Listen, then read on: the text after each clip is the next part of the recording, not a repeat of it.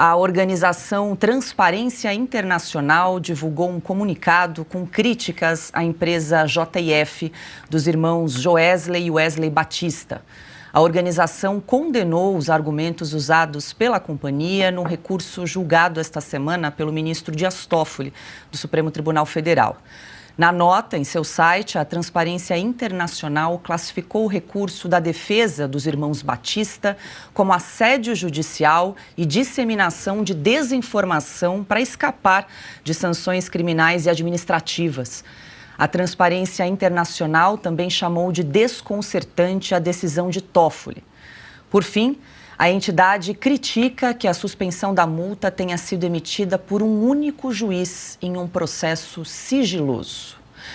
Alexandre Garcia, hoje conosco nesta sexta-feira, muito boa noite e seja bem-vindo. Comentamos aqui durante essa semana no programa, Alexandre, sobre essa decisão do ministro Dias Toffoli de suspender uma multa aí de quase 10 bilhões de reais da JF, que foi fechada no acordo de leniência com o Ministério Público Federal em 2017. Dias Toffoli alega que havia dúvidas sobre a voluntariedade da empresa em firmar esse acordo de leniência e pagar essa multa, aceitar o pagamento dessa multa de quase 10 bilhões de reais que agora foi suspensa. Boa noite, Alexandre.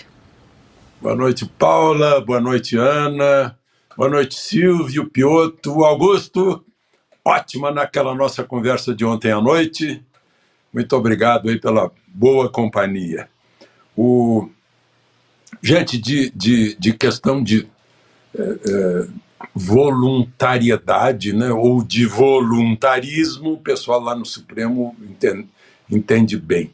Eu fico lembrando do meu avô quando vejo umas coisas dessas. Quando eu era menino, meu avô ensinava que que um juiz deveria se manter distante de qualquer ligação familiar, né? Eu cito aqui comumente no tempo em que eu era diretor da Globo em Brasília, que viu me falar: olha, a nossa rua está assim, está assado, bota o noticiário local para chamar atenção para o problema da nossa rua. Eu disse: eu não posso, eu moro aqui, então eu não posso, eu estou impedido, né? Então, nesse caso aí da JIF, né, está lá ministro Lewandowski, ministro aposentado do Supremo, está lá, né? É o consultor sênior. E a mulher do ministro Dias Toffoli também está lá num caso da JF. Então, isso já é motivo para ficar longe. Embora ele esteja de plantão, poderia deixar para outro. É muito estranho, como disse aí a Transparência Internacional, é desconcertante. Mas desconcertante para eles, para nós não é mais novidade esse tipo de coisas, né? Porque não é a primeira vez. O ministro Dias Toffoli foi advogado do PT, portanto, ele não poderia entrar em nenhuma causa que envolvesse o PT. Mas isso é transparente, é cristalino, é óbvio, né?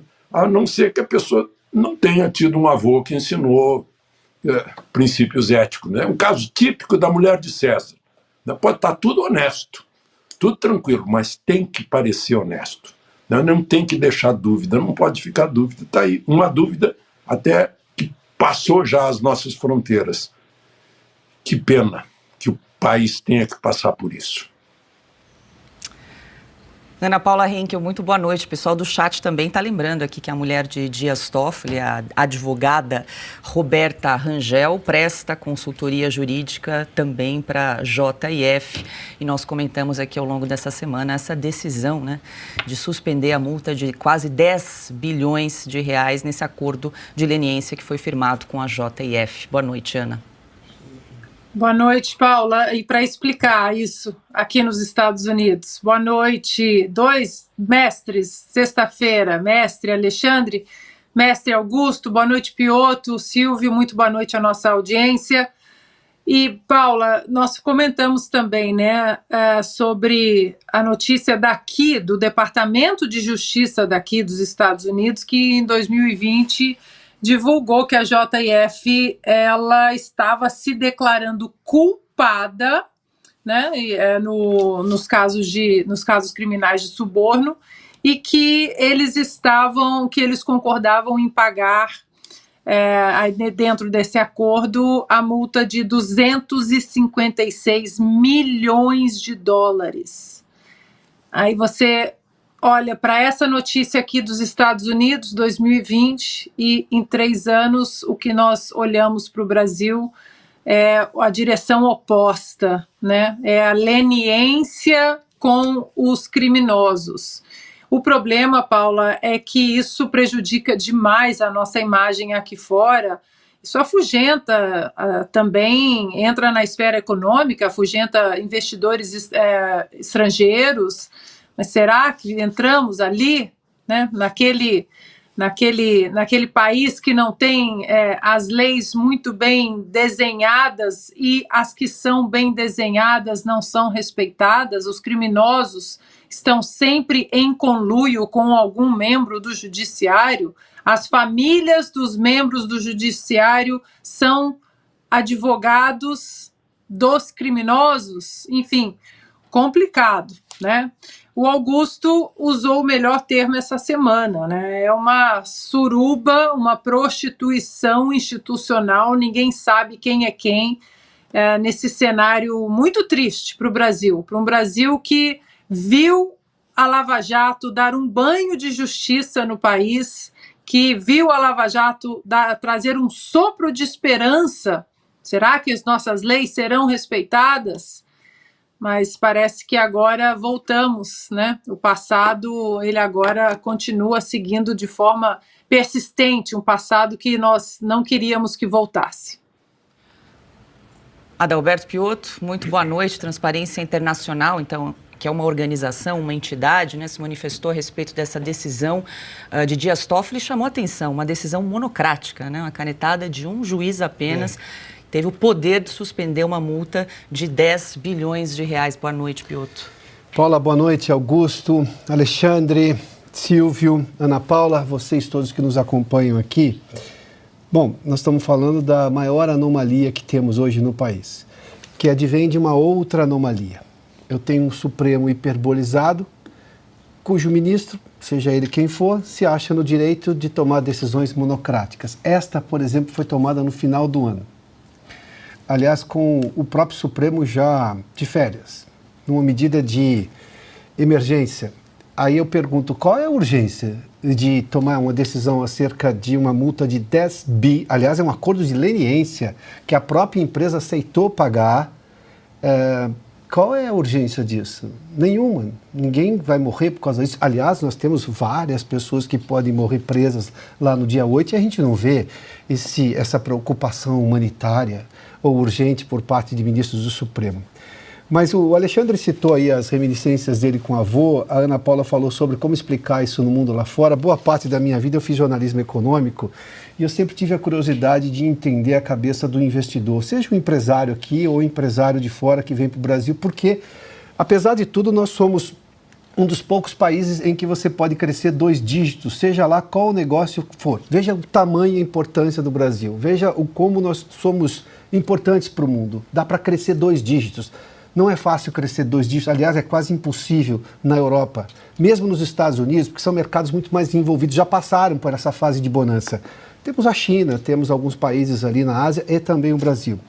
Mas toda vez que eu perguntava para empresários, eles diziam qual foi o périplo para poder entender o Brasil. Lá atrás era contratar executivos que entendiam como fazer negócios com hiperinflação. Estou falando lá do governo Sarney. Depois no governo ainda Itamar Franco, um pouco de Itamar Franco, o governo Fernando Henrique e até o começo do governo Lula, como lidar com lobbies dentro do Congresso Nacional, porque as decisões eram tomadas lá. Se você não tivesse lá uma equipe muito boa para entender o Congresso Nacional, você não ia fazer negócio no Brasil. Até nas coisas ruins.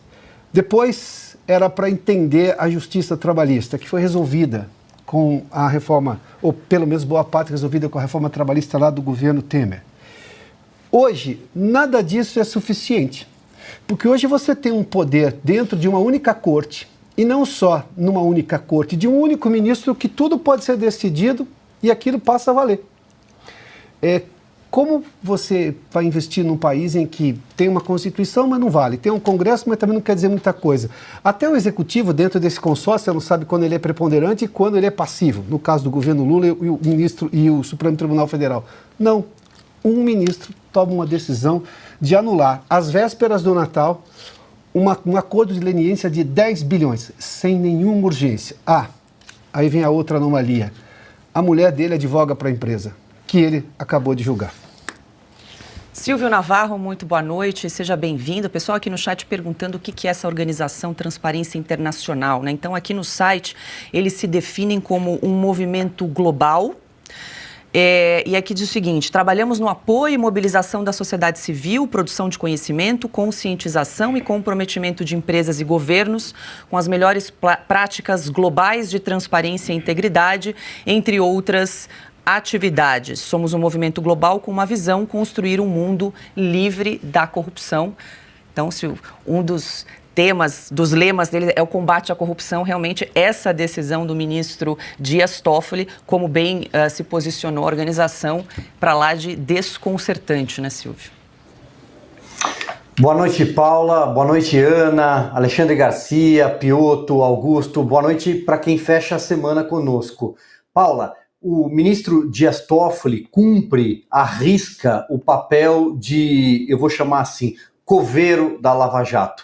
É ele quem está jogando a última pá de cal na Lava Jato, a maior operação anticorrupção durante 7 anos e que mudou durante um período muito grande os rumos da política brasileira, porque varreu uma ala de políticos acostumados a crimes de colarinho branco em conluio com cartel de empreiteiras também corruptas. Tudo isso já é passado no Brasil de 2023, mas começou um pouco antes e também pelas mãos do ministro Dias Toffoli. É claro que há outras decisões. Ricardo Lewandowski também tem parte nisso antes de deixar a corte, principalmente para tentar jogar Sérgio Moro, o ex-juiz da Lava Jato, nas mãos do Supremo Tribunal Federal. Ainda vai ser julgado por isso e provavelmente também vai perder o mandato no próximo ano.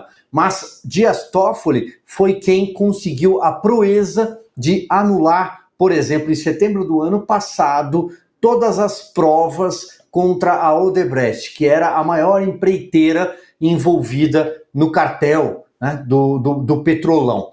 Então ele mandou destruir na Suíça, no exterior, a broca. Eu vou sempre citar essa cena porque, para mim, você destruir HDs, terabytes, que comprovam que o dinheiro foi surrupiado, ou você não precisa sequer usar esse termo. O dinheiro saiu do cofre estatal e foi parar em contas de terceiros, de pessoas físicas, em paraíso fiscal. Ponto. O dinheiro não vai para lá sozinho.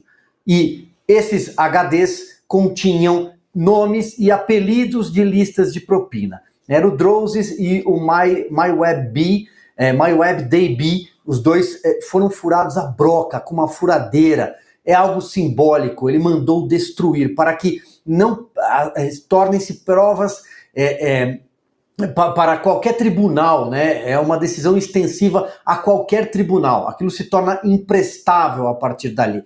E agora nós temos esse episódio envolvendo a campeã nacional, a JF. Um acordo de leniência, sobretudo. Leniência é um pedido de clemência, é uma confissão de culpa. Nós exibimos ao longo dessa semana a delação do Joesley Batista e ele admitindo como é que abria contas, como é que mandava dinheiro para o Lula, para as campanhas, para Dilma Rousseff, ou seja, tudo documentado. É muito difícil contar a história da Lava Jato hoje, não só aqui como no exterior, mas ainda bem que lá fora eles estão percebendo tudo o que está acontecendo aqui dentro. Este Supremo Tribunal Federal, esta composição, como Augusto sempre lembra, entrará para a história como a pior composição da história da Suprema Corte. E nós não estamos aqui para criticar a Suprema Corte, mas sim os seus integrantes que fizeram desta composição a composição de pior memória um dia. Um dia o brasileiro vai olhar para trás, vai assistir o filme da Lava Jato de novo, vai ver que o Brasil teve uma grande chance de estar num lugar melhor hoje, mas o Brasil infelizmente voltou 10, sei lá quantas casas, por causa desse Supremo Tribunal Federal. Augusto Nunes, muito boa noite. Boa noite, Paula, nossa chefe. Boa noite, meu amigo Piotto. Silvio, meu irmão. Ana, minha parceira. Grande Alexandre. Tá? Achei ótimo formar uma dupla com você. Muito obrigado pela conversa. Excelente sempre. Boa noite a você que nos acompanha. Agora a gente entende porque eles gostam tanto do voto monocrático. Agora a gente entende um juiz não, um advogado que, vou lembrar sempre, 2 vezes reprovado no concurso de ingresso para a magistratura paulista. Não conseguiu ser juiz em qualquer grotão de São Paulo, está lá, decidindo coisas que valem bilhões e decidindo, provando com essas decisões que a frase do Nelson, uma frase conhecida do Nelson Rodrigues pode ser adaptada aí para os dias de hoje.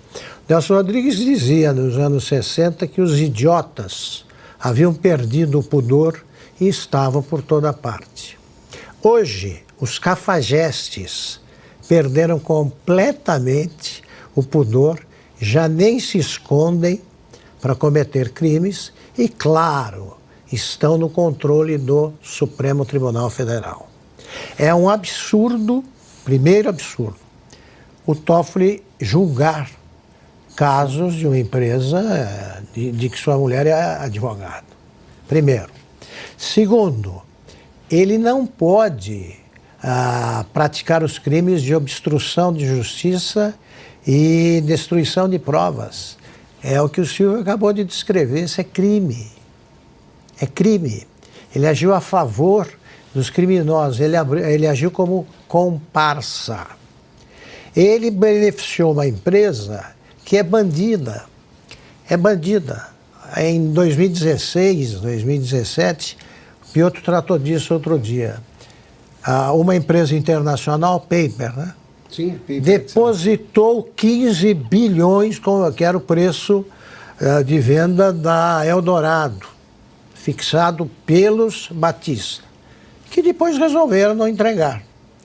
Faz todo esse tempo que a Paper luta para assumir o controle da empresa que comprou e poder dar empregos também aos brasileiros. É uma empresa que precisa funcionar, está lá, né, no acervo imenso da JBS. O Toffoli está anulando provas de que o Lula é ladrão. A conversa, as gravações que envolvem o Joesley Batista são o resumo da cabeça, é uma fotografia da cabeça de um cafajeste bilionário.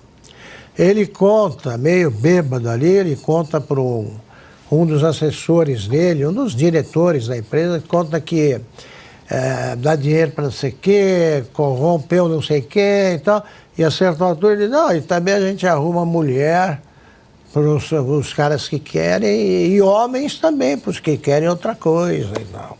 Coisas desse tipo. A anulação de provas é isso aí, dessas provas, é a pá de cal na Lava Jato, que começou a ser desmontada quando se aproximou do Supremo e de alguns figurões do Congresso. Um dos integrantes do Supremo ameaçados diretamente ali pela Lava Jato era o Toffoli. Outro, por exemplo, era o Romero Jucá, que disse aquela frase que vale para todos: é preciso estancar a sangria. Eles estão destruindo provas de que roubaram e muito, com a participação ostensiva de um ministro do Supremo Tribunal Federal, que está tomando essas decisões solitariamente, com o apoio da bancada que controla o Supremo. É isso. Olha, só me dá um instantinho, Augusto, e sabe o que me chama a atenção no processo que eu falei dessa anomalia? Porque incontáveis vezes você fez, Alexandre fez, Silvio fez. Bom, você via decisões do Congresso esdrúxulas, ou de presidentes da República esdrúxulas, mas aquilo tinha uma forma de controle posterior. Hoje, uma decisão do Supremo é simplesmente terminativa. Por mais absurda e esdrúxula, afrontosa a lógica, a Constituição, como é esse caso de uma decisão monocrática. É muito pior do que tudo que eu já vi.